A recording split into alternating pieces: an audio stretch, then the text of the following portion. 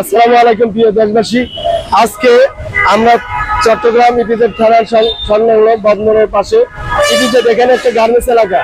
এখানে নিরাপত্তাহীন রোডের traffic police না থাকার কারণে দীর্ঘ সময় যানজট থাকার কারণে আমরা স্বপ্নের আলোকিত মানুষের উদ্যোগে আমরা আজকে সকাল 6টার থেকে এখানে ট্রাফিকের দায়িত্বগুলো পালন করছি।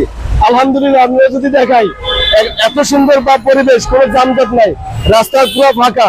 আমাদের স্বেচ্ছাসেবক সকল ভাইরা যে সুন্দরভাবে দায়িত্ব পালন করছে, আলহামদুলিল্লাহ। আমরা এই বাংলাদেশের যতদিন পর্যন্ত ট্রাফিকের দায়িত্বকে কোনো প্রশাসন না নিছে, আমরা প্রতিদিন আমাদের কাজগুলা নিয়মিত করে যাবো। আর দর্শক দেশবাসীর জন্য বলতেছি, আপনারা যারা যে ভিডিওটা দেখতেছেন, আপনারা যারা মানবিক সংগঠন আছেন, আজকে রাস্তায় দাঁড়ান, সবার পাশে দাঁড়ান, জনগণের সেবা করুন। আমাদের কাজ হচ্ছে মানবিক সেবা করা। আমরা আজকে যদি এখানে না আসতাম, আমাদের কোনো